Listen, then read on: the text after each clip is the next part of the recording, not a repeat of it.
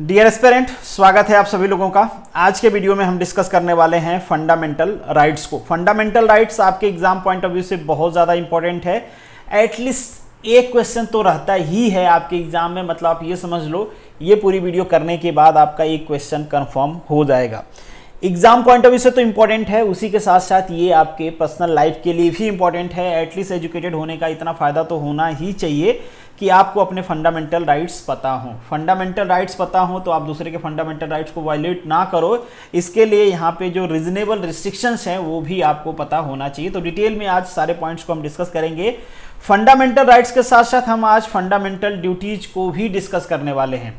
हालांकि जो राइट्स है आपके कॉन्स्टिट्यूशन के पार्ट 3 में मेंशन है और ये पार्ट 4A में मेंशन है। आप कहोगे कि बीच में पार्ट 4 को मैंने मिस कर दिया, ऐसा क्यों किया?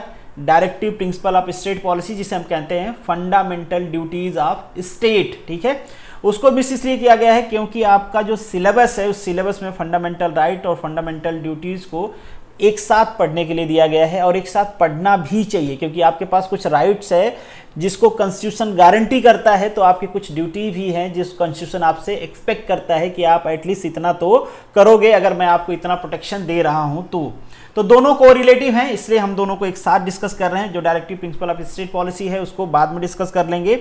ये हमारा पॉलिटी का 3rd वीडियो है। इससे पहले हमने 2 वीडियो डिस्कस किया, एक्चुअली 3 वीडियो डिस्कस किया हुआ है। एक में तो बेसिक हमने MCQ डिस्कस किया हुआ है, इसके बाद हमने डिस्कस किया है कॉन्स्टिट्यूशन का स्ट्रक्चर क्या है, जिसमें हमने ये बताया हुआ है आपको कि कॉन्स्टिट्यूशन में हमारे कितने पार्ट्स हैं, कितने आर्टिकल हैं, कितने शेड्यूल हैं, किसमें क्या कहा गया है, किसमें क्या कहा है, कि आपको एक बेसिक आइडिया हो जाए पूरे कॉन्स्टिट्यूशन की। अगर आपने वो वीडियो नहीं देखे हैं तो पहले वो देखना चाहिए। इसके बाद जो सेकेंड वीडियो आई उसमें हमने प्रीएम्बल को डिस्कस किया है, वो भी बहुत इंपॉर्टेंट है आपके एग्जाम पॉइंट ऑफ व्यू से, और एक बेस समझने के लिए उसे कहा जाता है कि माइंड ऑफ मेकर, जो बनाने वाले हैं, कॉन्स्टिट्यूशन बनाने वाले हैं, उनके दिमाग में क्या चल रहा था। अगर उनके दिमाग को पढ़ना है तो आपको प्रीएम्बल को पढ़ना पड़ेगा। तो वो सारी चीज़ें हमने ऑलरेडी डिस्कस किया हुआ है। यहाँ पे हम डिस्कस करने वाले हैं, जैसे मैंने आपको बताया, fundamental rights and fundamental duties को। इसके अलावा कुछ प्रीवियस ईयर के क्वेश्चन डिस्कस करेंगे। अब इतना सारा डिस्कशन है तो वीडियो ऑब्वियसली बड़ी होगी, तो वीडियो बड़ी है, आपको थोड़ा सब्र के साथ देखना है, टाइम निकाल के इसलिए देखना है क्योंकि बहुत सारी चीज़ें आपकी आज क्लियर होने वाली हैं। तो कुछ प्रीवियस ईयर के क्वेश्चन डिस्कस करेंगे, कुछ ऐसे क्वेश्चन भी डिस्कस करेंगे जो प्रीवियसली नहीं पूछे गए हैं बट आपके एग्जाम पॉइंट ऑफ व्यू से इंपॉर्टेंट है। अगर आप मेरे चैनल पे पहली बार आए हैं तो इसको सब्सक्राइब कर लीजिए, बेल आइकन को दबा लीजिए और उनके साथ शेयर करते रहिए। ये मेरा टेलीग्राम चैनल है। अगर आपको PDF चाहिए, वीडियो लेक्चर की नोटिफिकेशन चाहिए, तो आप टेलीग्राम चैनल को ज्वाइन कर लीजिए। बाकी ये टेलीग्राम ग्रुप है, इसको भी आप ज्वाइन कर सकते हैं खुद के डाउट डिस्कशन के लिए। बाकी ये अदर सोशल मीडिया प्लेटफॉर्म है जहाँ पे आप मुझसे जुड़ सकते हो। चलिए, अब काफ़ी देरी हो गई, वीडियो को शुरू करते हैं। Educating today for better tomorrow. तो चलिए इंट्रोडक्शन से शुरू करते हैं, मतलब थोड़ा सा बेसिक जान लेते हैं हमारे फंडामेंटल राइट्स के बारे में। जैसे कि मैंने स्टार्टिंग में ही आपको बताया कि ये जो फंडामेंटल राइट्स हैं हमारे कॉन्स्टिट्यूशन के पार्ट 3 में इसको मेंशन किया गया है। अब आपने अगर स्ट्रक्चर वाली वीडियो देखा होगा तो आपको पता ही होगा। वैसे बेसिक वे में हम बात करें तो जैसे आप बुक पढ़ते हो तो उसमें चैप्टर मेंशन किया गया रहता है ना, कैटेगराइज किया रहता है कि बुक आपकी सिक्वेंसली दिखे। उसी तरीके से हमारे कॉन्स्टिट्यूशन में पार्ट्स मेंशन किए गए हैं और हर पार्ट में कुछ न कुछ मेंशन किया गया है। तो यहाँ पे जो हमारा पार्ट 3 है उसमें मेंशन किया गया है हमारे फंडामेंटल राइट्स। अगर आर्टिकल की बात करें तो ये आर्टिकल हैं 12 to 35। क्या ये सारे आर्टिकल आपको कोई ना कोई फंडामेंटल राइट देते हैं? तो जवाब होगा नहीं। हर पार्ट में कुछ ना कुछ डिफिनीशन दी गई रहती है जो कि उस पार्ट से रिलेटेड होती है। तो यहाँ पे भी स्टार्टिंग के जो आर्टिकल हैं वो डिफिनीशन से रिलेटेड हैं, लास्ट के जो आर्टिकल हैं वो इन्फोर्समेंट या फिर कोर्ट के पावर से रिलेटेड हैं, सरकार से रिलेटेड हैं कि सरकार किस तरीके से इसमें रीजनेबल रिस्ट्रिक्शंस लगा सकती है, किस तरीके से इसको अमेंड कर सकती है। वो सारे पॉइंट्स को हम आगे चल के डिस्कस करेंगे। इन शॉर्ट आपको ये भी जानना है कि अगर आपके फंडामेंटल राइट को ब्रीच किया जाता है, आपसे वापस लिया जाता है या कोई उसको तोड़ता है, तो आपका गार्जियन कौन है, किसके पास आप जा सकते हो, ये सारी चीजें यहाँ पे मेंशन किए गए हैं आर्टिकल के फॉर्मेट में। तो पूरे आर्टिकल को हम 1 by 1 करके डिस्कस करेंगे डिटेल में, so don't worry about that. एक पॉइंट और यहाँ पे इंपॉर्टेंट है, हमारा जो ये फंडामेंटल राइट्स है, ये जो हमारा पोर्शन है, इसे कहा जाता है मैग्ना कार्टा। बहुत बार आपसे पूछा जाता है कि हमारे कॉन्स्टिट्यूशन के किस पार्ट को मैग्ना कार्टा कहा जाता है, तो वो हो जाएगा आपका आंसर पार्ट 3, या फिर ऑप्शन में जैसे दिया रहे फंडामेंटल राइट्स दिए गए हैं तो फंडामेंटल राइट्स हो जाएगा वहां पे। मैग्ना कार्टा बेसिकली है क्या? तो मैग्ना कार्टा एक रिटन डॉक्यूमेंट्स है जिसमें सबसे पहली बार फंडामेंटल राइट्स या फिर ह्यूमन राइट्स की बात किया गया कि भाई जहां पे आप राज कर रहे हो, आपके राज में जो लोग रह रहे हैं उनके पास भी कोई राइट्स होना चाहिए। और बिना राइट्स के तो आदमी क्या है, जानवर बन जाएगा ना। मतलब आप सोच के देखो कि हम बात करते हैं कि हमारे पास क्या होना चाहिए, खाना होना चाहिए, कपड़ा पहनने के लिए होना चाहिए, मकान होना चाहिए, बेसिक नीड्स है हमारी। बट इसके अलावा भी अगर मान लीजिए आपको खाना मिल रहा है, कपड़ा मिल रहा है और आपके घर में आपको बार बार ह्यूमिलिएट किया जा रहा है, आपकी बेइज्जती किया जा रहा है, आपके पिताजी बेइज्जती करते हैं, भाई बेइज्जती करते हैं, बहन बेइज्जती, मामी, मतलब ऐसे लोग हैं जो आपको थप्पड़ मार देते हैं, गालियां देते हैं, निकम्मा बताते हैं, अगर बार बार आपको ह्यूमिलिएट किया जाता है तो क्या आप उस घर में रह पाओगे? नहीं रह पाओगे, क्योंकि आप इंसान हो, आप सेंसिटिव हो, आपके कुछ सोच है, कुछ इंडिपेंडेंसी है, जिसको कोई बीज करेगा, कोई तोड़ेगा तो आपको अच्छा नहीं लगेगा, आप खुशी खुशी वहां पे नहीं रहोगे। तो उसी तरीके से ये बेसिक नीड है, इसीलिए हम इसको फंडामेंटल राइट्स भी कहते हैं भाई, कि जीवन के लिए ये भी अधिकार आपके पास होने चाहिए। अगर ये अधिकार नहीं है तो आप इंसानों की तरह नहीं जी सकते हो। एक वेल स्ट्रक्चर्ड सोसाइटी में, एक वेल स्ट्रक्चर्ड सोसाइटी के लिए सारी चीजें होनी चाहिए। तो इसीलिए इसको कहा जाता है मैग्ना कार्टा। क्यों कहा जाता है मैग्ना कार्टा? क्योंकि यहाँ पे पहली बार एक राजा थे, किंग जॉन, जिन्होंने इंग्लैंड में 1215 में बात किया था कि इंसानों के पास भी भाई फंडामेंटल राइट्स होने चाहिए। आपको पता ही है कि राजपाट चलता था तो क्या हालत होती थी, जैसे जानवरों की तरह रखा जाता था जो प्रजा थी। अगर राजा समझदार नहीं हो, क्रूर निकल गया, कभी भी किसी को मार दिया, आप मान लो जो कोई अच्छा, बहुत सारे ऐसे एग्जाम्पल्स हैं ना आपके पास कि चलो ताजमहल बना, इसका हाथ काट दो, इसकी आंखें फोड़ दो, अच्छा ये काम करता है। तो इस टाइप की चीज़ें ना हो, इसलिए आपके पास भी कुछ राइट्स होने चाहिए। चलिए, जो नेक्स्ट पॉइंट है आपका, कि ये भी बहुत बार पूछा जाता है कि हम इंस्पायर्ड कहाँ से हैं, कहाँ से हमने इसको बोरो किया है। Borrow is the not a correct word, क्योंकि थोड़े मॉडिफिकेशन है यहाँ पे। तो एग्जैक्ट वर्ड है inspired, but sometime borrow word भी पूछा जाता है। तो आप आंसर यही लिखोगे कि हमने कहाँ से इसको इंस्पायर्ड होकर लिया है, that is United state bill of rights. ठीक है, वहां पे यूनाइटेड स्टेट में इसको क्या कहा जाता है, जैसे जिसको हमारे यहाँ फंडामेंटल राइट्स कहा जाता है, उसी को यूनाइटेड स्टेट में कहा जाता है United states bill of rights. ठीक है, तो वहां से हमने इसको क्या किया है, उधारी लिया है, बोरो किया है, इंस्पायर्ड होकर बनाया हुआ है। और जैसा कि हमने पहले भी डिस्कस किया कि आपके पास राइट्स क्यों होने चाहिए, तो आपके अगर पर्सनल डेवलपमेंट चाहते हो, आप सोसाइटी की डेवलपमेंट चाहते हो, आप human being as a dignity के साथ रहना चाहते हो, तो ये राइट्स आपके पास होने चाहिए।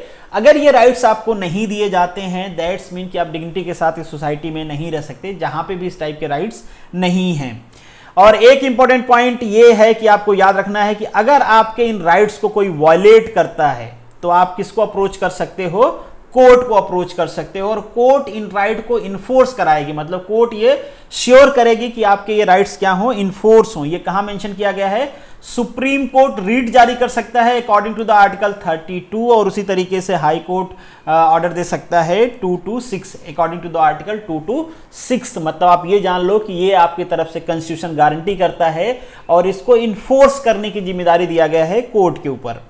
चलिए अब कुछ फीचर्स की बात करते हैं कि जो हमारे फंडामेंटल राइट्स हैं उनके फीचर्स क्या हैं। तो पहले बात तो ये है कि जो हमारा फंडामेंटल राइट्स है that is guarantee by the constitution. ये पॉलिटिशियन आपको नहीं दे रहे भाई, पॉलिटिशियन तो कभी इस टाइप के राइट्स आपको देंगे ही नहीं। आप सोच के देखो कि जो हमारे कॉन्स्टिट्यूशन मेकर हैं, हमें उनका धन्यवाद करना चाहिए कि उन्होंने हमको इस टाइप के राइट्स दिया है। नहीं तो पॉलिटिशियन को चले तो आपको जेल में ठूस दें, जैसे कि इमरजेंसी के केस में हुआ था। पूरी पार्लियामेंट खाली, सोशल वर्कर खाली, जो पेपर थे उनको प्रिंट करने से मना कर दिया गया इंदिरा गांधी जी ने जब नेशनल इमरजेंसी लगाया था।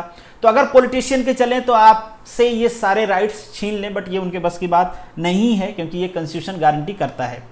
नेक्स्ट है जो हमारे फंडामेंटल राइट्स हैं, ये भी ध्यान रखना है कि इतनी गारंटी तो है भाई, बट ये एब्सोल्यूट नहीं है। ऐसा नहीं कि आपको मिल गया आप इसको जैसे मर्जी तैसे करो। यहाँ पे कुछ रीजनेबल रिस्ट्रिक्शंस हैं, वो रीजनेबल रिस्ट्रिक्शंस पार्लियामेंट आपके ऊपर इन्फोर्स कर सकती है, या फिर जो भी हमारा स्टेट है, जो लॉ इन्फोर्सिंग एजेंसी हैं, वो रीजनेबल रिस्ट्रिक्शंस आपके ऊपर लगा सकते हैं। मतलब पार्लियामेंट लगा सकते हैं, उसको इन्फोर्स करने की ड्यूटी किसके पास होती है, जो हमारी लॉ इन्फोर्सिंग एजेंसीज हैं। ये जरूरी भी है। मान लीजिए हमारा कुछ फंडामेंटल राइट है, राइट टू स्पीच। अब मैं राइट टू स्पीच के हिसाब से मैं किसी को गाली देने लगूं, आपको गाली देने लगूं, तो भाई आपके भी तो राइट्स है, मैं आपके राइट्स को वायलेट करूंगा। ठीक है, तो इस तरीके से कुछ रीजनेबल रिस्ट्रिक्शंस होने लगे। कोई हमारे देश के खिलाफ बोलने लगे, देश की डिग्निटी, देश की इंटीग्रिटी के खिलाफ बोलने लगे, मतलब बहुत सारी चीजें हैं। तो रीजनेबल रिस्ट्रिक्शंस होने चाहिए, और ये रीजनेबल रिस्ट्रिक्शंस नेहरू जी को स्टार्टिंग में ही समझ में आ गया, इसलिए 1951 में अमेंडमेंट भी करना पड़ा था। जो राइट टू प्रॉपर्टी है, हालांकि बाद में उसको तो बाहर ही निकाल दिया गया, बट हमने पहले डिस्कस किया हुआ था, जो प्रियम्बल हम डिस्कस कर रहे थे, तो शायद तो राइट टू प्रॉपर्टी है, उस टाइम ही नेहरू जी को पता चल गया कि अगर हमको रिफॉर्म्स करने हैं, लोग कोर्ट में चले गए थे। तो ये कुछ चीज़ें हैं जो हमारे सोसाइटी को सही ढंग से चलाने के लिए, सोसाइटी में बैलेंस बनाने के लिए कुछ रीजनेबल रिस्ट्रिक्शंस वहाँ पे लगाने पड़ते हैं। चलिए, फंडामेंटल राइट जो है वो जस्टिबल है। जैसे कि हमने पहले भी कहा कि अगर आपके फंडामेंटल राइट को कोई वॉलेट करता है तो you can directly move to the supreme court. ठीक है, बीच में आप चाहो तो कोर्ट, जो बाकी कोर्ट हैं, लोअर कोर्ट है, हाई कोर्ट है, इनको छोड़ के आप सीधा सुप्रीम कोर्ट में जा सकते हो कि हमारा ये फंडामेंटल राइट को वॉयलेट किया गया है। नेक्स्ट जो पॉइंट है, तो क्या फंडामेंटल राइट को सस्पेंड भी किया जा सकता है? जी बिल्कुल किया जा सकता है। अगर देश में नेशनल इमरजेंसी लगाई जाती है, जिसको कौन करता है? राष्ट्रपति साहब लगाते हैं, ठीक है, on the recommendation of cabinet.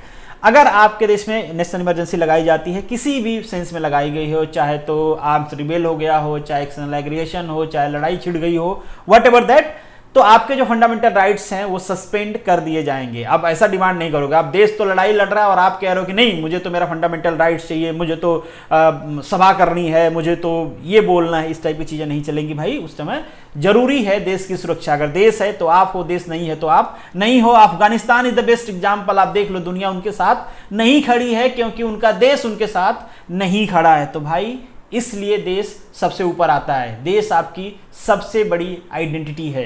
देश नहीं है तो आपकी कोई वैल्यू नहीं है, आप चिल्लाते रह जाओगे, दुनिया आपको नहीं पूछेगी। यहां पे एक चीज ध्यान रखना है कि जो आपका आर्टिकल 20 और आर्टिकल 21 है, इवन दो कि देश में इमरजेंसी लगा दी गई है, फिर भी आर्टिकल 20 और आर्टिकल 21 को सस्पेंड नहीं किया जा सकता है चाहते हुए भी। ऐसे क्या आर्टिकल हैं भाई, ये आगे हम डिस्कस करेंगे कि क्या ऐसे ये आर्टिकल हैं जिनको सस्पेंड नहीं किया जा सकता, क्या इसमें मेंशन्ड है।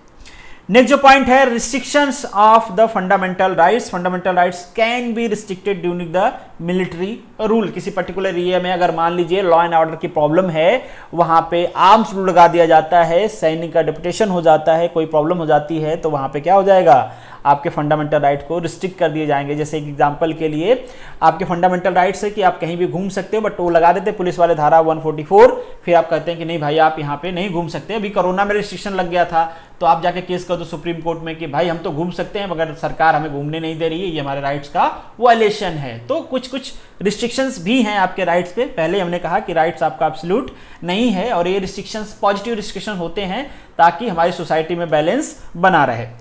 चलिए अब बात करते हैं कि हमारे पास कितने फंडामेंटल राइट्स हैं। बैकग्राउंड तो हमने समझ लिया भाई।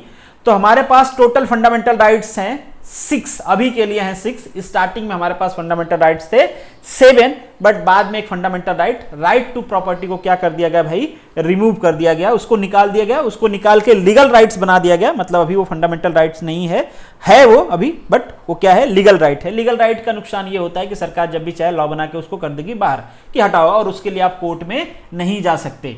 ठीक है, कई बार इस पे डिबेट हुई थी कि क्या फंडामेंटल राइट्स को जो पार्लियामेंट है वो अमेंड कर सकती है। अब डेफिनेटली उन्होंने हटाया है तो अमेंड तो कर ही सकते हैं ना। तो इस पे कई बार कोर्ट ने कहा कि नहीं अमेंड नहीं कर सकते हैं। फिर लास्ट आप ये समझ लो कि जो केशवानंद भारती वाला केस हुआ था, उसमें कोर्ट ने कह दिया कि भाई जो संविधान है, जो कॉन्स्टिट्यूशन है हमारा, कॉन्स्टिट्यूशन के किसी भी पार्ट को जो पार्लियामेंट है वो अमेंड कर सकती है।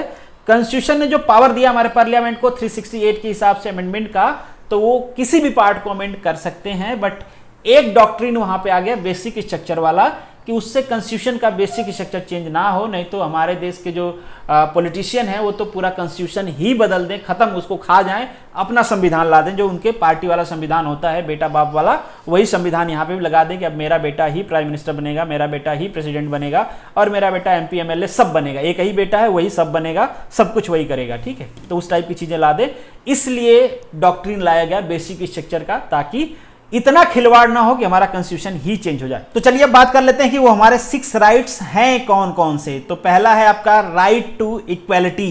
ठीक है, समानता का अधिकार। कानून के नजर में सभी लोग क्या हैं, एक समान है। कानून की आंखों पे पट्टी बंधी हुई है भाई, वो कुछ भी देख नहीं सकता कि आप उसके पड़ोसी हो, उसके बेटा हो, उसके पुत्र हो, उसके आंख पे पट्टी है, उसको कुछ भी दिखाई नहीं देता, उसके नजर में वो चुप कोई कुछ देख ही नहीं सकता कानून। तो आप क्या है, आप सभी लोग कानून के नजर में एक समान हो। सेकेंड, राइट टू फ्रीडम, स्वतंत्रता का अधिकार है। यहां पे भी बहुत सारे राइट्स आपको दिए गए हैं, आर्टिकल 19 से लेकर 22 तक हम डिस्कस करेंगे डिटेल में एक एक को। फिर है राइट्स अगेन एक्सप्लॉयटेशन, आपका कोई एक्सप्लॉयटेशन ना करे इसलिए आपको कुछ राइट्स दिए गए हैं आर्टिकल 23, 24 में, इसको भी हम डिस्कस करेंगे। 4 नंबर का जो आपका राइट है, right to freedom of religion, मतलब आप अपने हिसाब से पूजा पाठ कर सकते हो, आप अपने हिसाब से धर्म चूज कर सकते हो, आप अपने धर्म का प्रचार कर सकते हो, बहुत सारे राइट्स दिए गए हैं वहां पे भी, उसको भी हम डिस्कस करेंगे। That is mentioned in article 25 to 28। Cultural and educational rights, ये भी आपको मिलने चाहिए। कल्चरल एंड एजुकेशनल राइट्स भी है हमारे पास। संस्कृत और शिक्षा का अधिकार, ये भी हमारे पास है, तो इसको भी हम डिस्कस करेंगे डिटेल में। एक एक आर्टिकल को हम डिस्कस करेंगे जो भी आपके फंडामेंटल राइट से रिलेटेड है। राइट टू कॉन्स्टिट्यूशनल रेमेडीज यहाँ पे मेंशन किया गया है बेसिकली कि कोर्ट किस तरीके से ऑर्डर देके आपका जो फंडामेंटल राइट है उसको इन्फोर्स करा सकती है, किस तरीके से पार्लियामेंट आपके फंडामेंटल राइट्स पे रीजनेबल रिस्ट्रिक्शंस लगा सकते हैं या उसमें अमेंडमेंट कर सकते हैं। और जैसा कि हमने पहले भी कहा था, यहाँ पे आपको नजर भी आ रहा होगा कि आर्टिकल है 29, 30 और फिर यहाँ पे स्टार्ट हो गया 30 to 35। बीच में आर्टिकल जो 31 है वो है मिसिंग, क्योंकि आर्टिकल 31 को हटा दिया गया है जो कि बेसिकली रिलेटेड था राइट टू प्रॉपर्टी, आर्टिकल 31। ठीक है, it is deleted from the list of fundamental rights. इसको यहां से फंडामेंटल राइट्स को से डिलीट करके क्या बना दिया गया, एक लीगल राइट बना गया। Legal right of article 300A कहां पे मेंशन्ड है, हमारे पार्ट 12 में मेंशन्ड है। इसको लीगल राइट बना दिया गया है। कौन सा अमेंडमेंट है, ध्यान रखना, 44th अमेंडमेंट 1978। बहुत ज्यादा इंपॉर्टेंट है, पूछा जाता है आपसे कि किस अमेंडमेंट में हमारे fundamental rights, right to property को हटा दिया गया था या फिर हमारे आर्टिकल 31 को डिलीट कर दिया गया। और जैसे कि मैंने आपको कहा कि इसको लीगल राइट्स बना दिया गया है हमारे आर्टिकल 300A के हिसाब से। चलिए अब हम बात करते हैं important article that is related to the fundamental rights. तो जो पहला आपका आर्टिकल है, आर्टिकल 12 to 35 मेंशन्ड है, तो 12 से स्टार्ट करते हैं। 12 में आपको राइट्स नहीं दिए गए हैं, डिफिनीशन दिया गया है जो बेसिकली इस पार्ट के लिए अवेलेबल है। ठीक है, बताया गया है। पहला है स्टेट, किसे कहेंगे स्टेट। देखिए दो चीज है यहाँ पे, एक तो स्टेट है जो लॉ बनाएंगे, इन्फोर्स करेंगे, अमेंड करेंगे। ठीक है, यहाँ पे स्टेट में सारे लोग आ जाते हैं, लॉ इन्फोर्सिंग एजेंसीज हों चाहे हमारी सरकारें हों। ध्यान रखना है यहाँ पे स्टेट मतलब राज नहीं होता है, अथॉरिटी हम इन शॉर्ट कह सकते हैं इन जनरल वे में कि अथॉरिटी हो सकता है। हमारी सरकारें हो सकती हैं, लोकल बॉडीज हो सकती हैं, जो हमारे दूसरे लॉ इन्फोर्सिंग अथॉरिटीज हैं वो हो सकती हैं। तो इन शॉर्ट यहाँ पे मेंशन भी कर दिया गया है।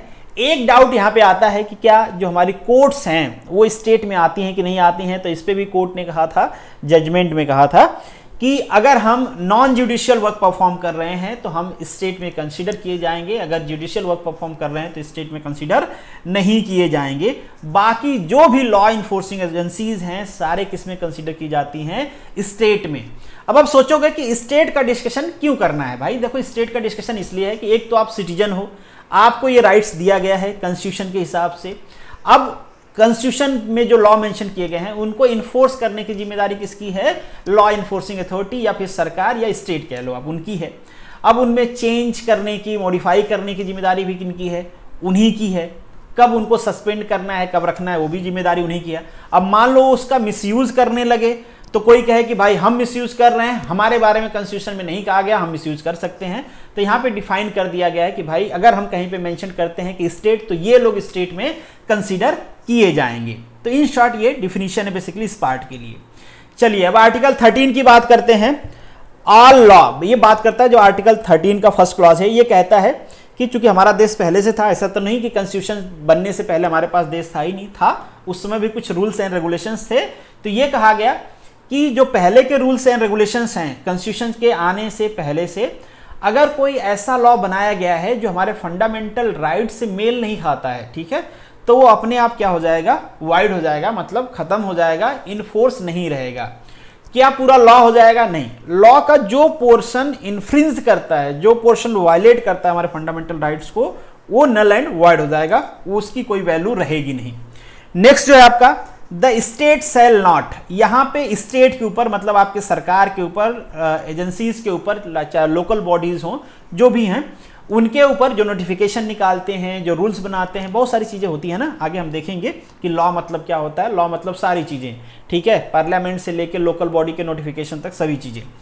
तो यहां पे कहा गया है कि भाई लॉ, कोई जो स्टेट है वो कोई ऐसा लॉ नहीं बना सकता है जो बेसिकली इसको कॉन्ट्राडिक्ट करता हो हमारे फंडामेंटल राइट्स को। अगर ऐसा होता है तो जो पोर्शन कॉन्ट्राडिक्ट करता है वो पोर्शन वाइड हो जाएगा, और तब तक वाइड रहेगा जब तक उसको मॉडिफाई नहीं कर दिया जाए कि वो कंसिस्टेंट हो जाए हमारे फंडामेंटल राइट्स के साथ। बाकी जैसे कि मैं आपको कह रहा था कि लॉ क्या है, तो सारी चीज़ें, चाहे ऑर्डिनेंस हो, चाहे बिल हो, एक्ट हो, नोटिफिकेशन हो, रेगुलेशन हो, व्हाट एवर दैट, जो भी हमारे देश में आता है सबको कंसिडर करेंगे। कोई भी नोटिफिकेशन, किसी भी टाइप का नोटिफिकेशन हमारे फंडामेंटल राइट्स को वॉलेट नहीं कर सकता है।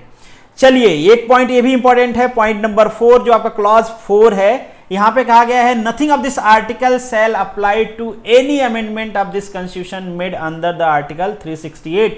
जैसे कि मैंने आपको पहले भी कहा कि यहां पे कुछ भी ऐसा नहीं है जो सरकार को, पार्लियामेंट को इन शॉर्ट कहें, सरकार तो रूल नहीं बना सकती, पार्लियामेंट बनाती है, तो पार्लियामेंट को रोक सकता है इसको अमेंड करने पे, रिन्यूएबल सेक्शंस लगाने पे वो मॉडिफिकेशन कर सकते हैं। तो इन शॉर्ट हमारे जो फंडामेंटल राइट्स हैं वो अमेंडेबल हैं कि नहीं हैं, ठीक है।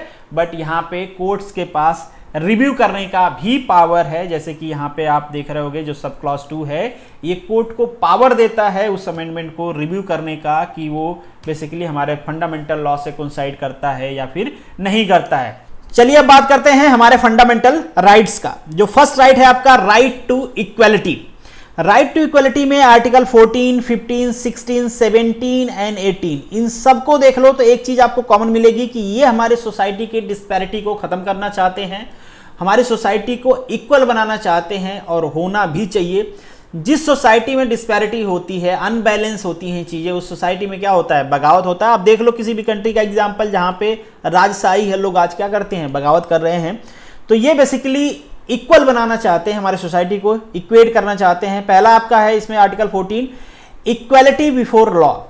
कानून के नजर में सभी लोग क्या हैं, एक समान है। कानून किसी की साइड नहीं लेगा, किसी के साथ पार्शियलिटी नहीं करेगा। कानून के आंखों पे काली पट्टी बंध गई है, हालांकि वो सिंबॉलिक है, बट उससे कहने का मतलब यही है कि हम किसी को देख नहीं रहे हैं कि आप हमारे दामाद हो, जीजा हो, ससुर, भाई, भतीजा, पापा, कोई भी हो भाई, हम देख नहीं रहे हैं। तो हमारी नज़र में आप क्या हो, एक जैसे ही हो। हाँ बिल्कुल, हमारे देश में कुछ लोगों को इम्यूनिटी मिली हुई है, जैसे प्रेसिडेंट, गवर्नर, तो आप ये नहीं कहोगे कि हमारे यहाँ भी डिस्पैरिटी क्यों है। अगर सब लोग एक जैसे हैं, वो भी यहाँ के सिटीजन है हमारे देश के, मैं भी सिटीजन हूँ, तो उनको इम्यूनिटी क्यों मिली हुई है, कुछ इम्यूनिटी मिली हुई है। इसीलिए यहाँ पे ज़्यादा जस्टिफाई वर्ड जो यूज किया जाता है, जैसे इक्वल प्रोटेक्शन ऑफ लॉ। अगर आपके लिए कुछ लॉ अवेलेबल है तो उसको इक्वली प्रोटेक्ट किया जाएगा। ऐसा नहीं है कि आपके लिए अलग है, वो दूसरे के लिए अलग है, तीसरे के लिए अलग है। आपके लिए जो लॉ अवेलेबल हैं वो अवेलेबल हैं। नेक्स्ट जो है आपका 15 नंबर, प्रोविजन ऑफ डिस्क्रिमिनेशन, कि देश में डिस्क्रिमिनेशन नहीं किया जाएगा, किसी भी टाइप का कोई डिस्क्रिमिनेशन नहीं होना चाहिए, चाहे उसका बेसिस कुछ भी हो, लिंग्विस्टिक हो, जेंडर बेसिस पे कह लो आप, लैंग्वेज बेसिस पे कह लो आप, प्लेस बेसिस पे कह लो आप, या फिर रिलीजन बेसिस, कास्ट बेसिस, किसी भी बेसिस पे आपके यहाँ कोई भी डिस्क्रिमिनेशन नहीं होना चाहिए। अब आप कहोगे कि बहुत सारे एग्जाम्पल हमारे पास अवेलेबल हैं, जैसे रिसेंट का केस है, एनडीए में पहले लड़कियां एलिजिबल नहीं थी बट अब एलिजिबल हैं। आप कहोगे ये तो जेंडर इक्वलिटी नहीं है। फिर जो बॉर्डर एंड रोड ऑर्गेनाइजेशन है, वहाँ पे लड़कियों को नहीं लिया जाता है, आप कहोगे कि ये भी जेंडर इक्वलिटी के अगेंस्ट है। फिर कैसे है, बहुत सारे जगह कास्ट के बेसिस पे डिस्क्रिमिनेशन, रिजर्वेशन को भी घसीट देते हैं, बहुत सारी चीज़ें हैं, डिस्क्रिमिनेशन होता है, ठीक है। बट उन सबको हम एज ए पॉजिटिव डिस्क्रिमिनेशन लेते हैं।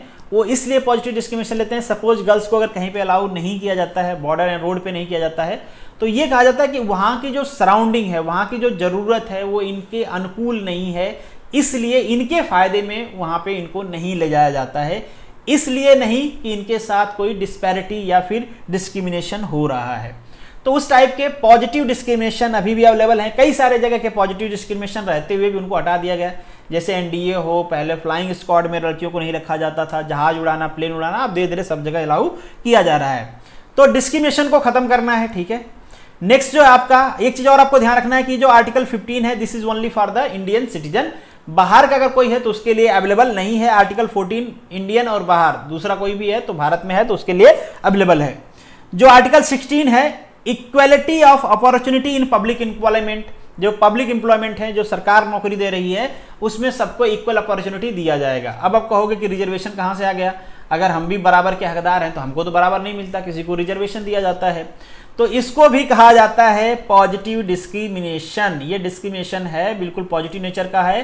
कहा जाता है कि रिजर्वेशन किसी को रोकने के लिए नहीं है, बल्कि किसी को पुश करने के लिए है जो पिछड़ गया है, हमारा भाई है, हमारे सोसाइटी का हिस्सा है, हमारी सोसाइटी को जो चीज़ें उसको देना चाहिए था सोसाइटी ने नहीं दिया, सरकार को जो देना चाहिए था सरकार नहीं दे पाई, जो भी कंस्ट्रेंट रहे हो, तो अगर अब हम उसको दे सकते हैं तो दें और अपने लेवल में लेके आएँ, ठीक है। तो इसलिए वहाँ पे रिजर्वेशन है और उसको हम कहते हैं पॉजिटिव डिस्क्रिमिनेशन, हालांकि रिजर्वेशन एक अलग डिबेट है। नेक्स्ट जो आपका आर्टिकल 17 है, article 17 obligation of untouchability, untouchability को हटाया जाएगा सोसाइटी से।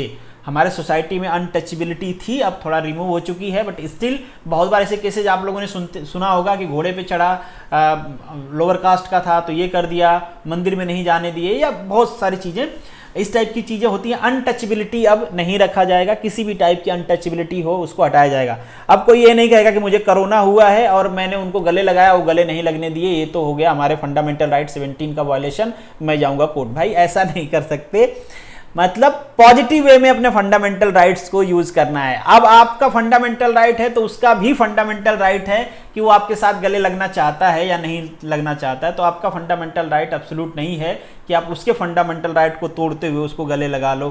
किसी को कोई बीमारी है, अब आप कह दो कि कोरोना में सरकार मुझे घूमने नहीं दे रही है, मेरे पास तो फ्रीडम है कि मैं पूरे इंडिया में घूम सकता हूँ, तो ये सारी चीज़ें हैं, बट कुछ वहाँ पे रिस्ट्रिक्शंस भी हैं।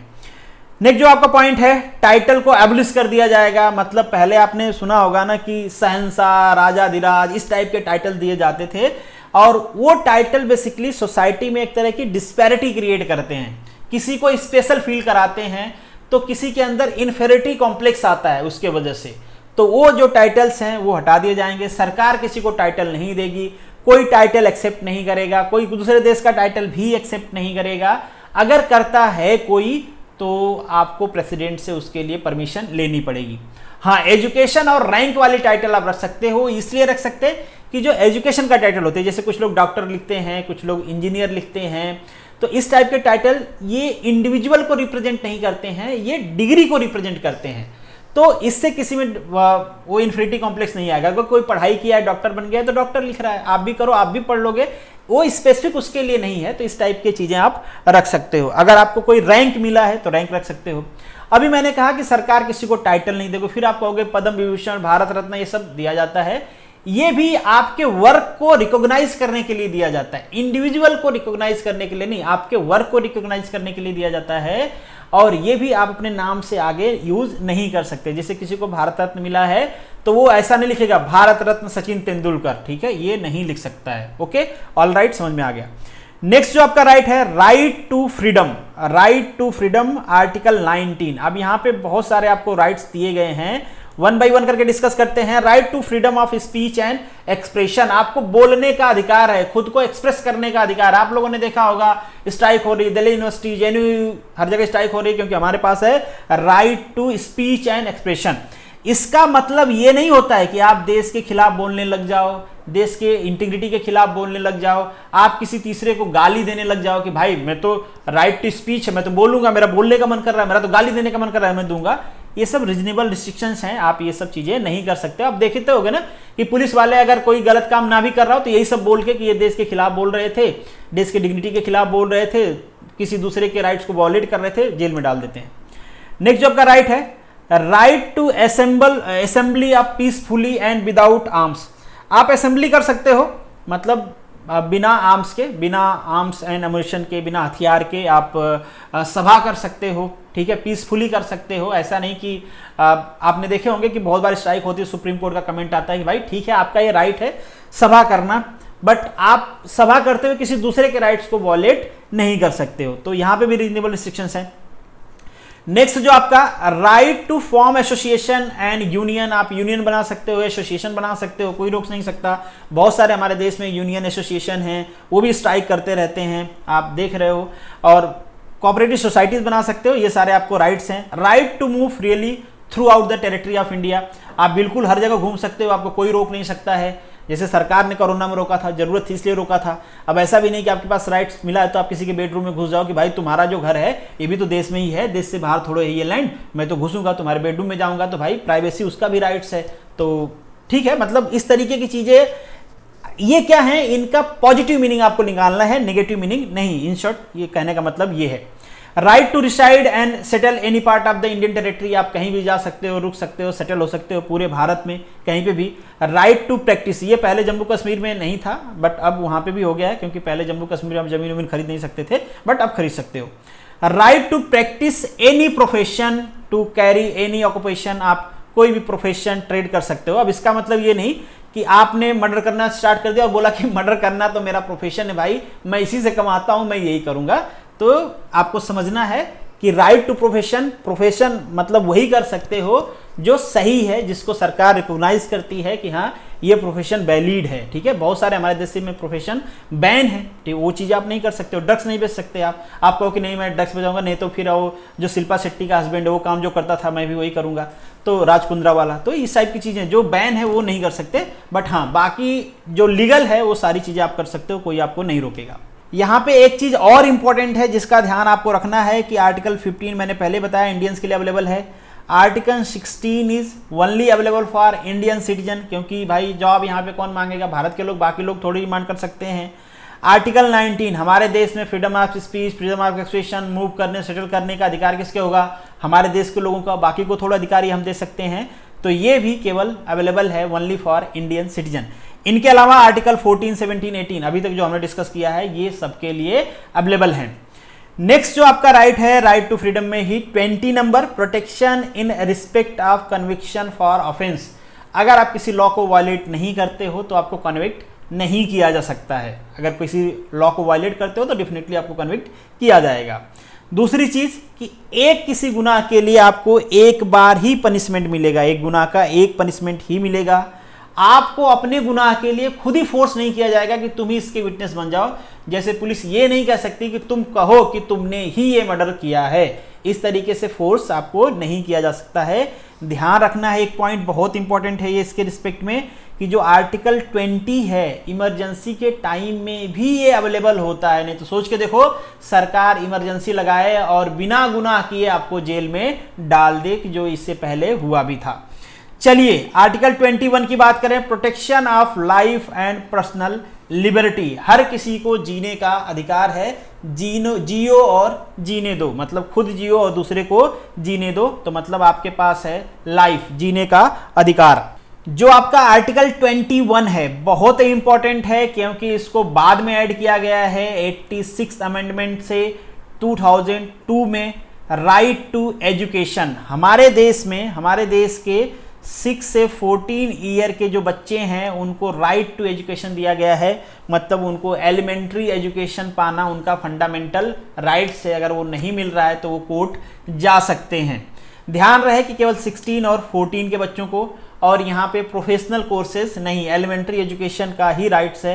अब आप ये नहीं कहोगे कि मुझे तो चलो तुम नासा में एडमिट कराओ, मैं बनूंगा साइंटिस्ट, ठीक है। जो आर्टिकल 22 है, protection against arrest and detention, ये भी आपको प्रोटेक्ट करता है कि कोई इल्लीगल तरीके से आपको डिटेन ना करे, अरेस्ट ना करे आपको कोई इल्लीगल तरीके से।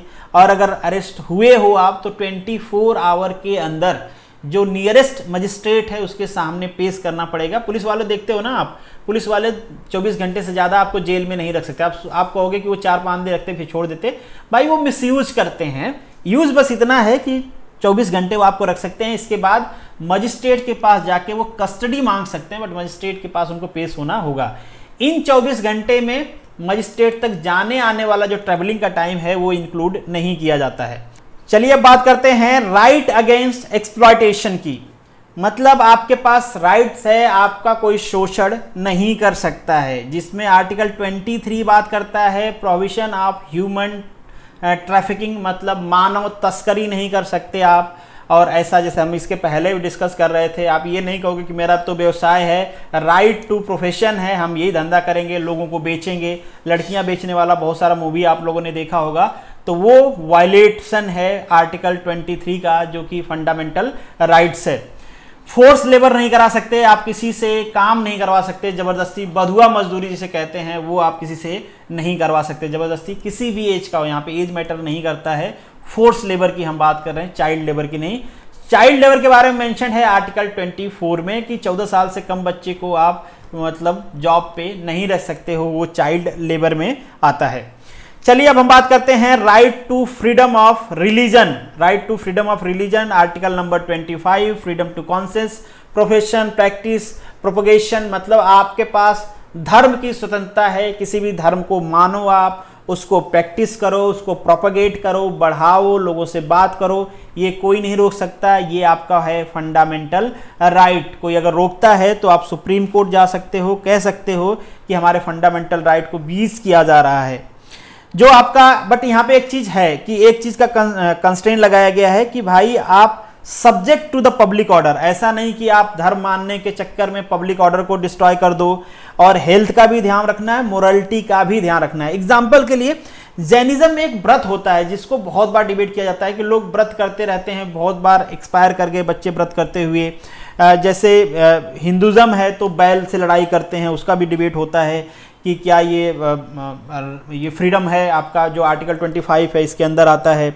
जो इस्लाम है उसमें लोग कोड़े मारते हैं, खुद का हेल्थ खराब करते हैं, तो वो भी, ये सारी चीज़ें डिबेटेबल हैं, बट स्टिल ये आपका राइट है, आप प्रैक्टिस कर सकते हो अपने धर्म को। जो नेक्स्ट आर्टिकल है आपका 26, freedom to manage religious affair, मतलब आप रिलीजियस अफेयर कर सकते हो, कमिटीज बना सकते हो, रिलीजियस कमेटी, जैसे गुरुद्वारा कमेटी है, आपने सुना होगा, ऐसे बहुत सारे हिंदू जैन सब में कमेटीज का नाम आप लोगों ने सुना होगा, तो उस तरीके की चीजें आप कर सकते हो। Freedom to taxation for promotion of religion, मतलब रिलीजियस वर्क के लिए आप अगर पैसे इकट्ठा किए हैं, उसमें खर्च कर रहे हैं, तो गवर्नमेंट आपको फोर्स नहीं कर सकती कि इन पैसे का हमको चंदा दो, चंदा आपको नहीं देना पड़ेगा। ये भी आपका फंडामेंटल राइट्स है, आर्टिकल 27 का वायलेशन है अगर गवर्नमेंट आपको फोर्स करती है कि नहीं आपको चंदा देना पड़ेगा। आर्टिकल 28 बात करता है freedom for attending religious instructions, ठीक है, ये भी आपके पास फ्रीडम है। बट एक चीज आपको ध्यान है कि कोई भी गवर्नमेंटल इंस्टीट्यूशन में इस टाइप का इंस्ट्रक्शन या फिर रिलीजियस चीजें नहीं पढ़ाई जाएंगी, या फिर जहां पे गवर्नमेंट से फंडिंग आ रही है वैसे जगह पे रिलीजियस चीजें नहीं पढ़ाई जाएंगी।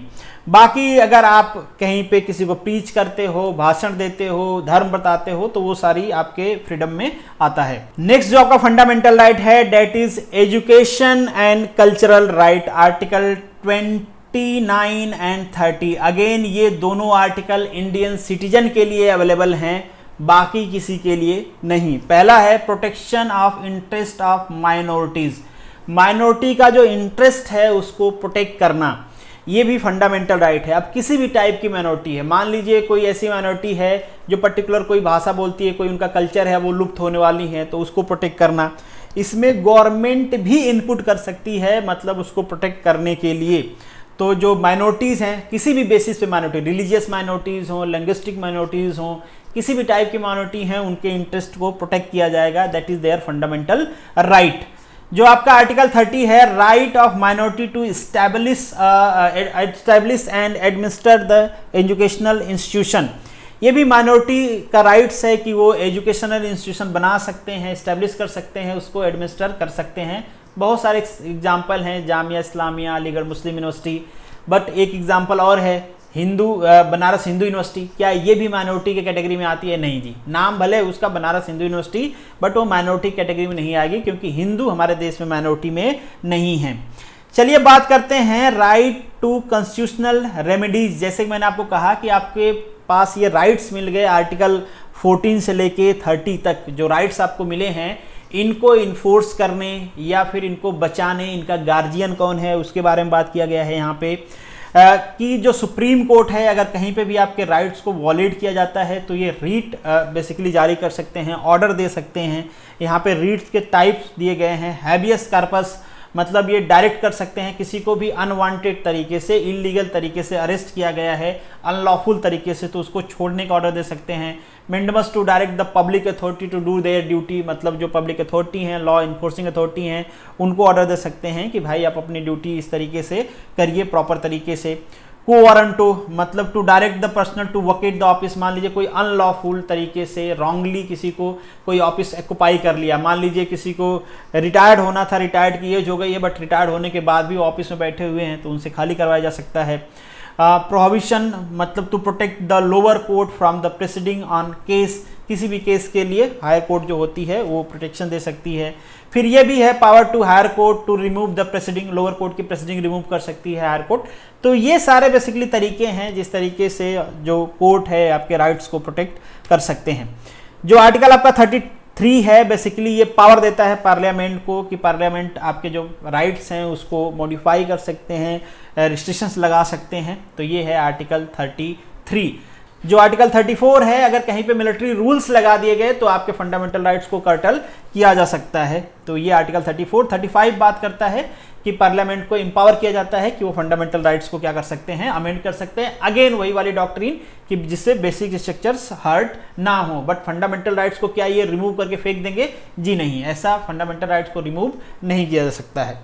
जो आपका नेक्स्ट पॉइंट है यहाँ पे मैंने मेंशन कर दिया है, इससे पहले जो हम डिस्कस कर रहे थे कि आर्टिकल 15, 16, 19, 29 और 30 ये केवल इंडियन सिटीजन के लिए अवेलेबल है। बाकी के जो फंडामेंटल राइट्स हैं वो इंडियन सिटीजन और जो फॉरेनर वाले हैं अगर इंडिया में हैं तो उनके लिए भी ये सारे राइट्स अवेलेबल हैं। तो ये इंपॉर्टेंट पॉइंट है, बहुत बार एग्जाम में आपसे पूछता है। चलिए अब बढ़ते हैं फंडामेंटल ड्यूटीज की तरफ। फंडामेंटल राइट्स हमने पढ़ लिया है, तो जैसे आपके पास फंडामेंटल राइट्स हैं वैसे ही आपकी कुछ ड्यूटी भी होती है। संविधान आपसे कहता है कि हमने आपको कुछ राइट्स दिए हैं तो आपकी कुछ जिम्मेदारी भी बनती है देश के प्रति, सोसाइटी के प्रति, अपने लोगों के प्रति। तो वो जो जिम्मेदारी आपकी बनती है वो मेंशन किया गया है फंडामेंटल ड्यूटीज में। फंडामेंटल ड्यूटीज और फंडामेंटल राइट में एक बेसिक डिफरेंट या फंडामेंटल डिफरेंस यही है कि वो इन्फोर्सिबल है। फंडामेंटल राइट्स इन्फोर्सिबल है, फंडामेंटल ड्यूटी इन्फोर्सिबल नहीं है। उसकी आप डिमांड कर सकते हो कोर्ट से, फंडामेंटल ड्यूटी में ऐसा कुछ नहीं है। ये आपकी मोरल रिस्पॉन्सिबिलिटी है, ठीक है। जैसे कि directive principle of state policy सरकार की ड्यूटी होती है, वैसे ही यहाँ पे आपकी ड्यूटी है। क्या ड्यूटी है? तो पहले तो आप ये जान लो कि इसको बोरो कहाँ से किया गया है। तो इसको हमने बोरो किया है रशिया से। रशिया के अलावा भी बहुत सारे कॉन्स्टिट्यूशन हैं जहाँ पे फंडामेंटल ड्यूटीज को मेंशन किया गया है। तो यहाँ पे वो देश मेंशन किए गए, ये इंपॉर्टेंट नहीं है। आप ये ध्यान रखना कि ये इंस्पायर्ड कहाँ से हमने इसको लिया है। तो इसको लिया है हमने रशिया से। इंपॉर्टेंट है, बहुत बार आपसे क्वेश्चन पूछा जाता है कहाँ पे ये? मैंने स्टार्टिंग में बताया था हमारे पार्ट 4 ये में मेंशन किया गया है इसको, क्योंकि बाद में इंसर्ट किया गया था जब कॉन्स्टिट्यूशन बना तब फंडामेंटल ड्यूटीज कुछ भी नहीं थे, केवल हमारे पास फंडामेंटल राइट्स है, वो भी 7, एक को डिलीट कर दिया गया। तो ये हमारे 42nd कॉन्स्टिट्यूशनल अमेंडमेंट में इसको ऐड किया गया। 1976 इंदिरा गांधी जी की सरकार थी, उसके बाद वो हार गई थी, ठीक है, इमरजेंसी वाला दौर था। रिकमेंडेशन किसका था? बहुत इंपॉर्टेंट है, ध्यान रखना, श्रवण सिंह कमेटी का। इन्होंने रिकमेंड किया था कि हमारे कॉन्स्टिट्यूशन में फंडामेंटल ड्यूटीज भी होनी चाहिए। तो यहाँ से क्वेश्चन क्या क्या पूछा जाता है कि फंडामेंटल ड्यूटीज आपके कॉन्स्टिट्यूशन के किस पार्ट में है, कौन से कॉन्स्टिट्यूशनल अमेंडमेंट में इसको इंसर्ट किया गया था और किसके रिकमेंडेशन पे इंसर्ट किया गया था। ये तीनों पॉइंट बहुत ज़्यादा इंपॉर्टेंट है, ध्यान रखना। और एक पॉइंट कि कहाँ से इसको लिया गया है या कहाँ से इंस्पायर्ड है। एक चीज और बहुत ज़्यादा इंपॉर्टेंट है, इसको भी आपको ध्यान रखना है कि ओरिजिनली जब फंडामेंटल ड्यूटीज को हमारे कॉन्स्टिट्यूशन में ऐड किया गया, इंसर्ट किया गया, तो उस समय फंडामेंटल ड्यूटीज नंबर में थे 10। अभी के लिए हमारे पास है 11। एक जो लास्ट फंडामेंटल ड्यूटीज ऐड किया गया है वो ऐड किया गया है 86th अमेंडमेंट के साथ 2002 में। अब आगे बात करते हैं इसके पर्पज का। तो पर्पज जैसे कि आपको पता है कि हमने पहले भी डिस्कस किया कि इसको क्यों ऐड किया गया है। कॉन्स्टिट्यूशन आपको कुछ राइट देता है तो आपसे भी कुछ उम्मीद करता है कि आप हमारे देश, हमारे सोसाइटी, हमारे फॉलो सिटीजन के लिए कुछ करेंगे। तो आपको क्या करना है वही सारी चीज़ें यहाँ पे मेंशन किया गया है। और पहले ही मैंने आपको बता दिया है कि ये जस्टिफाइबल नहीं है, नॉन जस्टिफाइबल है। जैसे हमारे सरकार की ड्यूटी है directive principle of state policy की एक वेलफेयर स्टेट बनाने के लिए सरकार को ये काम करना चाहिए लोगों के हित में, बट वो सरकार कानूनन बाध्य नहीं है, उसके लिए आप कोर्ट नहीं जा सकते, सरकार से कुछ डिमांड नहीं कर सकते। डायरेक्टिव जब हम पढ़ेंगे directive principle of state policy तो उसमें डिटेल में डिस्कस करेंगे। बट अभी के लिए जान लो कि ये भी नॉन जस्टिबल है, मतलब कोर्ट के थ्रू ये इन्फोर्सिबल नहीं है। चलिए बात करते हैं, पहला जो लिस्ट में आता है आपका कि अपने देश का जो कॉन्स्टिट्यूशन है, उसकी जो फेथ है, जो नेशनल फ्लैग है, जो नेशनल एंथम है, इन सब की हमको क्या करनी चाहिए? इज्जत करनी चाहिए और बिल्कुल करनी चाहिए, ठीक है, करनी ही चाहिए। बहुत बार आप लोगों ने सुना होगा कि सोशल मीडिया पे आया कि स्लोगन आया था एंटी नेशनल वाला, उस टाइप की एक्टिविटी नहीं होनी चाहिए। उसी लिए ये सारी चीज़ें ऐड किया गया है कि ये आपकी ड्यूटी है। Cherish and follow the noble idea inspired by the national struggle of freedom. हमारे देश में नेशनल जो स्ट्रगल हुआ था फ्रीडम के लिए, उसकी जो भावना है उसको हम क्या करें? याद करें, दूसरों को बताएं, ये हमारी ड्यूटी है। नेक्स्ट जो है आपका uphold and protect the sovereignty, unity and integrity of India. जो हमारे देश की सोवरेनिटी है, मतलब जो हमारे देश की यूनिटी है, इंटीग्रिटी है, इसको प्रोटेक्ट करने की जिम्मेदारी ही किसकी है? हमारे देश के नागरिकों की है। हम इसके खिलाफ काम नहीं कर सकते, नहीं करना चाहिए, ठीक है, नहीं करना चाहिए, हमारी ड्यूटी है।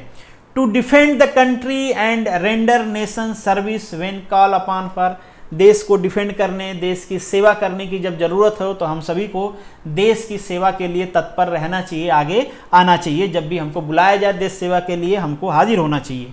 To promote the harmony and spirit of common brotherhood, आपस में भाईचारा, हार्मनी हमको प्रमोट करना भी चाहिए। किसी भी तरीके का डिस्क्रिमिनेशन हमको हमारे लोगों के साथ नहीं करना चाहिए, चाहे वो किसी भी बेसिस का हो। यहाँ पे मेंशन किया गया है religious, linguistic, regional, sectional, whatever that, किसी भी टाइप का। नेक्स्ट जो पॉइंट है, to value and preserve the rich heritage of country, देश की जो कल्चर है, देश का जो हेरिटेज है, उसको प्रोटेक्ट हमको करना चाहिए, ठीक है, उसको प्रोटेक्ट करने की हमारी ही जिम्मेदारी है। अगर हम ही उसको एक्सप्लॉइट करेंगे तो फिर उसको बचाने की जिम्मेदारी किसकी होगी? यहाँ पे हमको हमारे forest, lake, river, wildlife, इन सब को बचाने की जिम्मेदारी हमारी है, क्योंकि यहाँ पे हम ही रहेंगे या फिर हमारे बच्चे रहेंगे, तो हमारी रिस्पॉन्सिबिलिटी है कि हम इन सारी चीज़ों को बताएं।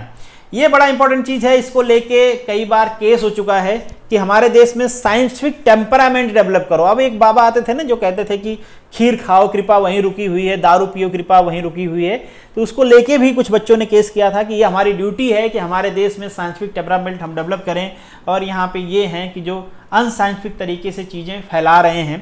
तो खैर ठीक है, अब ये तो इन्फोर्सिबल नहीं है भाई, ये कोर्ट्स के हिसाब से तो इन्फोर्स नहीं किया जा सकता, ये आपकी ड्यूटी है, आपको करना चाहिए। नेक्स्ट जो आपका पॉइंट है, the safe guard public property, जो भी पब्लिक प्रॉपर्टी है, जो भी सरकारी प्रॉपर्टी है, जो आप आंदोलन करते हो, आग लगा देते हो, ये आपकी ड्यूटी है कि आप उसको सेव करो। हालांकि इसको लीगल फ्रेमवर्क में लाना चाहिए, मतलब इसको इन्फोर्स करना चाहिए, बट क्या है अभी चूंकि ड्यूटी है आपकी, नहीं करते हैं लोग, जला देते हैं। हालांकि कोर्ट के कई सारे ऑर्डर्स हैं इस पे कि जिसने जलाया उससे वसूला जाएगा, इस टाइप की चीजें हैं। Next, to strive toward the excellent in all sphere of individual and collective activity to the nation consistently rise to higher level, देश को आगे बढ़ाने के लिए हम सभी को मिलके देश के लिए काम करना चाहिए, ये हमारी ड्यूटी है किसी भी टाइप्स की। पेरेंट की ये ड्यूटी है, अगर आप पेरेंट या गार्जियन हो तो आपकी ये ड्यूटी बनती है कि अगर आपका बच्चा 16 to 14 के एज में आता है तो आप उसको एलिमेंट्री एजुकेशन दें। कब ऐड किया गया था? पहले हमने डिस्कस किया 86 कॉन्स्टिट्यूशनल अमेंडमेंट 2002। चलिए अब क्वेश्चन की बात करते हैं। जो आपका फर्स्ट क्वेश्चन है यहाँ पे, in contact of India which one of the following is correct relationship between the rights and duty. Rights क्या है और ड्यूटी क्या है, और इन दोनों के बीच में करेक्ट रिलेशनशिप क्या है? राइट्स आर को रिलेटिव विथ द ड्यूटी, जो आपके राइट्स हैं वो ड्यूटी से को रिलेट करते हैं। जी बिल्कुल को रिलेट करते हैं। आपके पास कुछ राइट्स हैं तो आपको कुछ ड्यूटी भी दी गई हैं। अगर आप राइट्स डिमांड करते हैं तो आपसे उम्मीद किया जाता है कि आप अपनी ड्यूटी भी परफॉर्म करेंगे। तो option 1 is correct. Right are personal and hence independent of the society, ऐसा कुछ नहीं है भाई, राइट्स आपके पर्सनल नहीं है, राइट्स एब्सोल्यूट नहीं है। तो खैर ये सारे ऑप्शंस गलत हैं, आपका ऑप्शन 1 है जो कि करेक्ट है। नेक्स्ट जो क्वेश्चन है, which of the following statement is are true for fundamental duties of Indian citizen. UPSC exam 2017 में पूछा गया है। क्या ऑप्शन है यहाँ पे? The legislative process has been provided to enforce this duty. नहीं, ऐसा कुछ नहीं है। ड्यूटी क्या है? आपकी मोरल रिस्पॉन्सिबिलिटी है। Duty is your moral responsibility. They are correlative to the legal duty. नहीं भाई, ये भी लीगल ड्यूटीज नहीं है, तो यहाँ पे कोई सा भी ऑप्शन सही नहीं है आपका। मैंने पहले ही कहा ये ड्यूटी जो है आपकी मोरल रिस्पॉन्सिबिलिटी है, किसी भी तरीके से ये लीगली फोर्सिबल नहीं है कि आप देश के लिए कुछ काम नहीं कर रहे हो, तुमने साइंटिफिक टेम्परामेंट डेवलप क्यों नहीं किया, तुमने ये काम क्यों नहीं किया, ये आपसे नहीं पूछा जाएगा, इसलिए ये चीजें इन्फोर्सिबल नहीं है। तो neither 1 nor 2, option D is correct. Next जो का क्वेश्चन है, to uphold and protect the sovereignty, unity, integrity of India is provision made in. ये प्रोविजन कहां पे दिया गया है? तो ये प्रोविजन दिया गया, अभी हमने डिस्कस किया ये आपकी जिम्मेदारी बनती है कि आप अपने देश के सॉवरेनिटी, यूनिटी और इंटीग्रिटी की रक्षा करें। फंडामेंटल ड्यूटीज में मेंशन किया गया है। नेक्स्ट जो क्वेश्चन है, which of the following is are among the fundamental duty of citizen laid down in the Indian constitution. क्या कहा गया है, which of the following among the fundamental duties of Indian citizen. कौन कौन सी इसमें फंडामेंटल ड्यूटीज है। पहला, to preserve the rich heritage of our composite culture. बिल्कुल सही बात है, हमारे देश की जो कल्चर है, कंपोजिट कल्चर मतलब मिक्स कल्चर जो हमारे देश की है, उसको प्रोटेक्ट करने की जिम्मेदारी हमारी है। To protect the weaker section from the social justice. ये भाई ये कहीं पे मेंशन नहीं किया गया है, ये आपकी ड्यूटी नहीं है। To develop the scientific temperament. बिल्कुल हमारे देश के लोगों में साइंटिफिक टेम्परामेंट डेवलप करना, लोगों को विज्ञान की बातें बताना, लोगों को विज्ञान के हिसाब से एक्ट करना, ये हमें सिखाना है, ये हमारी ड्यूटी है। नेक्स्ट जो है, to strive toward the excellent in all sphere of individual and collective activity. बिल्कुल सही बात है, ये भी हमने पढ़ा था। तो ऑप्शन 1, 2 एंड 3 हमारे देश के ओवरऑल डेवलपमेंट के लिए हम सभी को मिलकर काम करना चाहिए। तो ऑप्शन 3 को छोड़ दें तो बाकी नहीं, सॉरी ऑप्शन 2 को छोड़ दें तो बाकी 1, 3 एंड 4 इज करेक्ट। तो 1, 3 and 4 option C is correct. Again UPSC CSC 2012 में पूछा गया था। ये भी सीएससी का क्वेश्चन है। Under the constitution of India which one of the following is not a fundamental duty. Again इसमें से कौन सा आपका फंडामेंटल ड्यूटी नहीं है। To vote in public election, to develop scientific temperament बिल्कुल है। सेफगार्ड पब्लिक प्रॉपर्टी बिल्कुल है। अवॉइड द कॉन्स्टिट्यूशन रिस्पेक्ट बिल्कुल सही बात है। ये जो है ये आपकी कॉन्स्टिट्यूशनल राइट है, ये आपकी फंडामेंटल ड्यूटी नहीं है, ये आपके पास राइट्स है। ठीक है, ये समझ में आ गया आपको। नेक्स्ट जो का क्वेश्चन है, which of the following fundamental right is available to the citizen of India only. इसमें से कौन से राइट्स हैं जो इंडियन सिटीजन को ही अवेलेबल हैं। तो कौन कौन से राइट्स हैं जो इंडियन सिटीजन को अवेलेबल है भाई। 15 अवेलेबल है, 16 अवेलेबल है इंडियन सिटीजन को, 19 अवेलेबल है, 29 अवेलेबल है और 30 अवेलेबल है। आपको याद आ रहा होगा जो आर्टिकल 15 है ये किससे रिलेटेड है, डिस्क्रिमिनेशन से। आर्टिकल 16 है इक्वल अपॉर्चुनिटी जॉब रिजर्वेशन वाला एग्जाम्पल। आर्टिकल जो 19 है फ्रीडम टू स्पीच, दंगा फसाद बाहर के लोग आके हमारे देश में नहीं कर सकते। आर्टिकल 29 माइनॉरिटी को प्रोटेक्ट करना। आर्टिकल 30 माइनॉरिटी एजुकेशन इंस्टीट्यूशन वाला है। तो ये सारे हमारे देश के लोगों को अवेलेबल है। अब यहाँ पे जो आर्टिकल 15 है डिस्क्रिमिनेशन बिल्कुल इंडियंस को अवेलेबल है ये। आर्टिकल जो सी है आपका, सी ऑप्शन है आर्टिकल 16, ये भी इंडियंस के लिए अवेलेबल है। तो आर्टिकल यहाँ पे आर्टिकल 14 केवल इंडियन को लिए नहीं सबके लिए अवेलेबल है। तो यहाँ पे ऑप्शन में थोड़ा सा झोलमोल हो गया है। तो यहाँ पे आई थिंक सो होना चाहिए not only for Indian, not only for Indian. तो ऑप्शन ए करेक्ट होगा अगर यहाँ पे मेंशन होगा not only for Indian citizen. तो आर्टिकल 14 है क्योंकि बाकी ये दोनों तो केवल इंडियंस के लिए अवेलेबल है। तो आर्टिकल 14 सबके लिए अवेलेबल है, तो यहाँ पे नॉट वर्ड मेंशन कर लेना और फिर ऑप्शन 1 इज करेक्ट।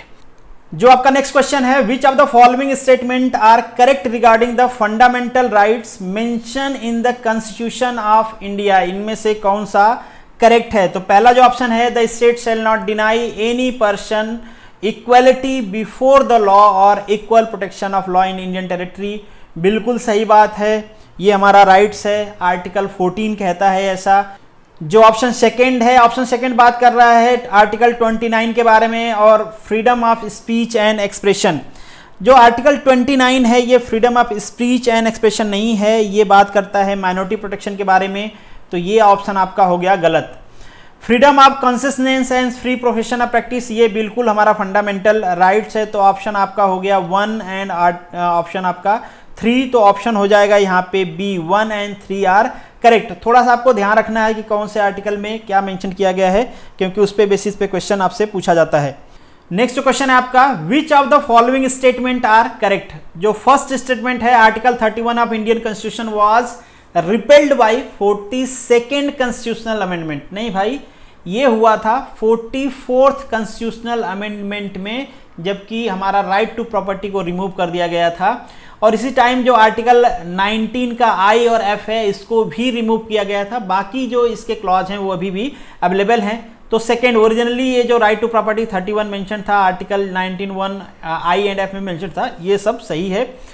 आर्टिकल जो आपका जो स्टेटमेंट 3 है article 300A refer the right to property, ये एक लीगल राइट बना दिया गया है। अब आपको पहले यहाँ डिस्कस किया है, आपके पार्ट 12 में इसको ऐड कर दिया गया है। ये एक तरह का लीगल राइट्स बन गया है और स्टार्टिंग से ही ये डिस्कस किया जा रहा है। राइट टू प्रॉपर्टी जो है नेहरू जी के टाइम से ही, जब वो जिम्मेदारी प्रथा खत्म किए थे 1951 में, जो फर्स्ट अमेंडमेंट लेके आए थे उसके लिए, तो स्टार्टिंग से ही इस पे कॉन्ट्राडिक्शन चल रहा था, बाद में इसको हटा ही दिया गया कॉन्स्टिट्यूशन से।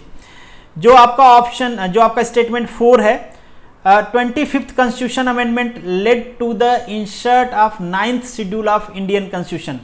9th शेड्यूल भी आपके फर्स्ट, जब नेहरू जी थे 1951 में, तभी जो फर्स्ट कॉन्स्टिट्यूशन अमेंडमेंट आया था उसी टाइम 9th शेड्यूल ऐड कर दिया गया था।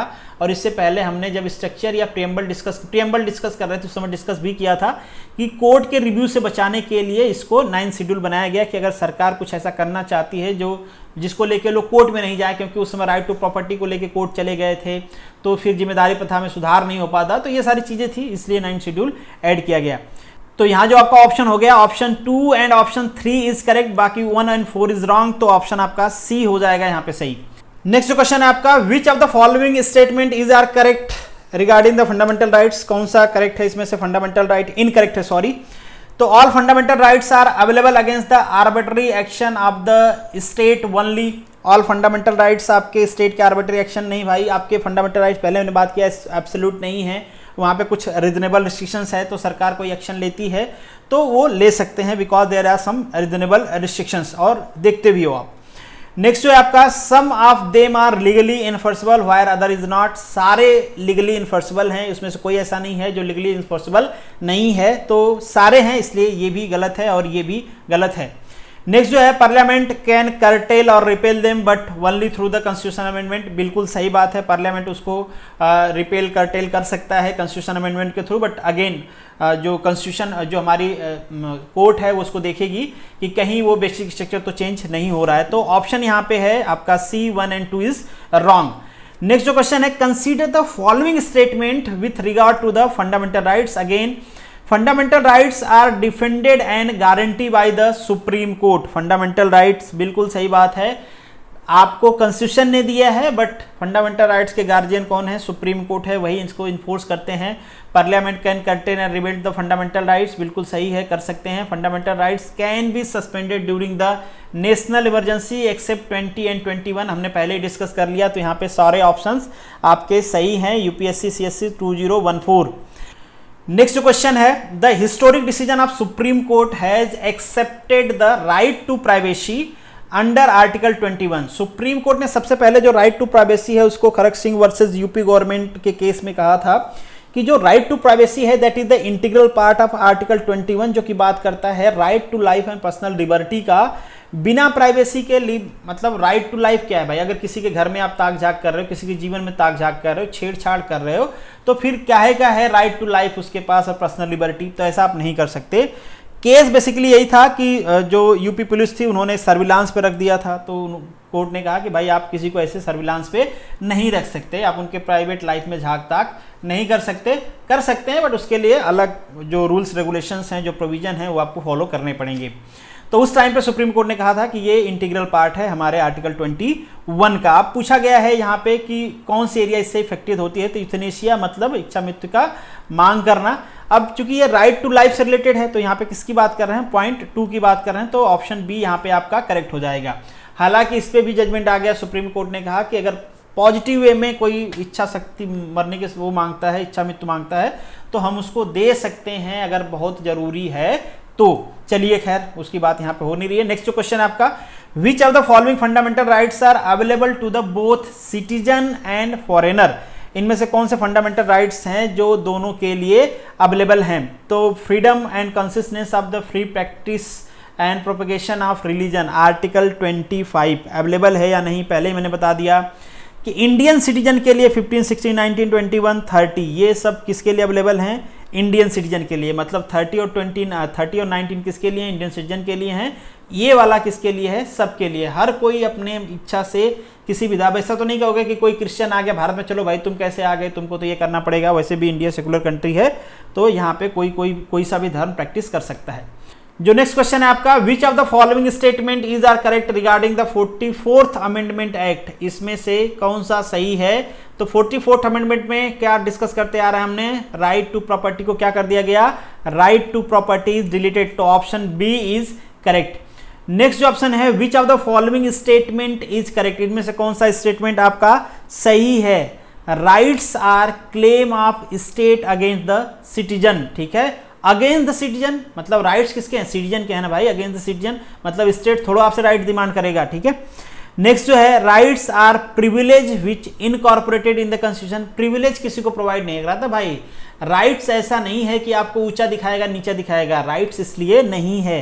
Rights are claim of citizen against state, बिल्कुल सही बात है, राइट्स क्या है, लोगों का है, ये डिमांड कर सकते हैं स्टेट से, रूलर से, लॉ इन्फोर्सिंग एजेंसी से कि ये हमारा राइट्स है, हमको चाहिए, option C is correct. Next जो क्वेश्चन है, one of the implication of equality in society is absent of privilege, ना प्रिविलेज आ जाएगा, किसी के पास विशेषाधिकार आ जाएगा, तो फिर काहे की equality, option 1 is correct. Next जो क्वेश्चन है, which of the following are envisaged by the right against exploitation in constitution of India, यहां पे बात किया जा रहा है राइट्स अगेंस्ट एक्सप्लॉयटेशन, कौन से राइट्स हैं, आर्टिकल 23 एंड आर्टिकल 24। आर्टिकल 24 बात करता है human trafficking and force labour के बारे में, आर्टिकल 24 बात करता है चाइल्ड लेबर के बारे में, ठीक है। तो first option prohibition of traffic in human being and force labour, बिल्कुल सही बात है।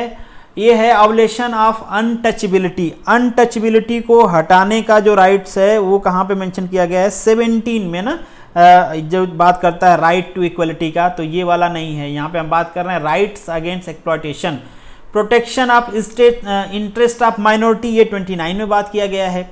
Provision of employment of children in factory and mines, ये बात किया गया है बिल्कुल एक्सप्लॉयटेशन वाले में 24 में, तो ऑप्शन यहाँ पे 1 and 4 is correct, that is B, B option is correct. Next जो क्वेश्चन है आपका, right to vote and to elect in India is a constitutional right, ये आपका फंडामेंटल राइट नहीं है, कॉन्स्टिट्यूशनल राइट है, दैट इज पीपल एक्ट 1951, और आपका जो आर्टिकल 326 है जो आपके डिस्क्वालिफिकेशन की बात करता है, मतलब भारत में आप वोट दे सकते हो, इलेक्ट हो सकते हो, ये है आपका constitutional right, C option is correct. Next जो क्वेश्चन है, in India if religious sect और community is given the status of national minority which special advantage it is entitled to, उनको अलग से क्या मिलता है जो कि बाकी लोगों को या फिर जो मेजोरिटी में उनको नहीं मिलता है। पहला, it can establish and administer the exclusive educational institution, minority institution बना सकते हैं, बिल्कुल सही बात। दूसरा, the president of India automatically nominated to representative of community in Lok Sabha, बिल्कुल गलत बात है, ऐसा नहीं है, उसके लिए तो आपको इलेक्शन लड़ना पड़ेगा। 3 है, it can drive benefits from the prime minister 15 point program, अब चूंकि जो प्राइम मिनिस्टर 15 पॉइंट प्रोग्राम है मुझे नहीं पता, हमने डिस्कस भी नहीं किया यहाँ पे, बाद में कभी डिस्कस कर लेंगे, ये बनाया गया ही उन्हीं के लिए है कि जो अंडर प्रिविलेज लोग हैं, जो माइनॉरिटी कम्युनिटी के लोग हैं, उनको फायदा पहुंचाया जाए, तो ये ऑप्शन भी सही है, तो ऑप्शन 1 एंड 3 शो यहाँ पे C option is correct. Next जो क्वेश्चन है, which one of the following category of the fundamental right incorporate against the untouchability as the form of discrimination, इनमें से किसमें उसको रखा गया है जो अनटचेबिलिटी का है, तो दैट इज आर्टिकल 70, किसमें, राइट टू इक्वलिटी में, तो यहाँ पे हो जाएगा right to equality, option D is correct. Next जो क्वेश्चन है आपका, consider the following statement with respect to the fundamental duties, ये ड्यूटीज की बात कर रहे हैं। All 11 fundamental duties of the constitution were added by the 42nd amendment of Indian constitution, all 11 नहीं भाई, ऑल 11 शुरू में ऐड नहीं किए गए थे, शुरू में ऐड किए गए थे 10, बाद में ऐड किया गया 11वां 86th अमेंडमेंट से पहले हमने डिस्कस किया है।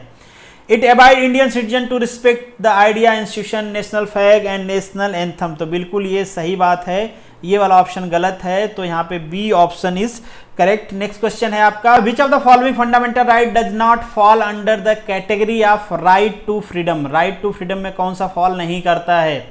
फ्रीडम ऑफ प्रोफेशन, बिल्कुल राइट टू फ्रीडम है। Freedom to manage the religious affair, ये किस में आता है? Right to freedom of religion में आता है। ये किस में आता है?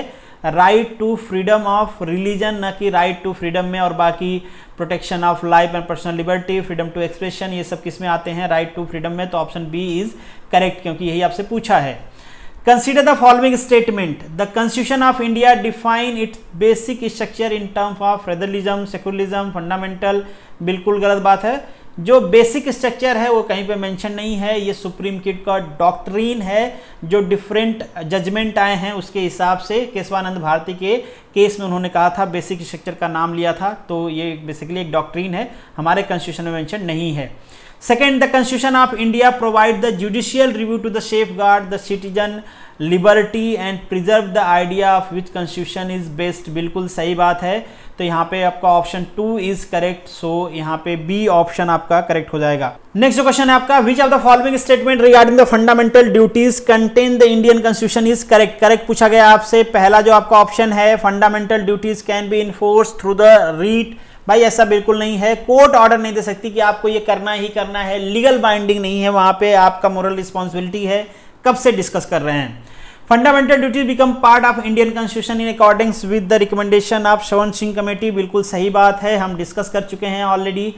Third one is the fundamental duties are applicable only the Indian citizen. बिल्कुल सही बात है, हमारे लोगों पे ही अप्लीकेबल है, दूसरे से हम क्यों डिमांड कर सकते हैं कि तुम ऐसा करो और वो क्यों ऐसा करेगा। तो option 2 and 3 is correct. So option यहाँ पे क्या हो जाएगा आपका? सी। नेक्स्ट क्वेश्चन है आपका, the following is the difference between the fundamental rights and rights secured by the other provision of constitution. क्या डिफरेंस है दोनों में? एक तो हमारे पास फंडामेंटल राइट्स हैं, बाकी हमारे पास कुछ लीगल राइट्स भी हैं, तो दोनों में डिफरेंस क्या है? तो fundamental rights are immune from the constitutional amendment. थोड़ी सी इम्यूनिटी है हमारे फंडामेंटल राइट्स के पास कि फंडामेंटल राइट्स को रिमूव करके बाहर एकदम से नहीं किया जा सकता है। नेक्स्ट है, if the right follow from other provision of the constitution are aggrieved person may have his relief by the ordinary suit only. ऐसा नहीं है, उसमें भी ऑर्डर आ सकते हैं दूसरे। फंडामेंटल राइट्स में तो आते ही आते हैं।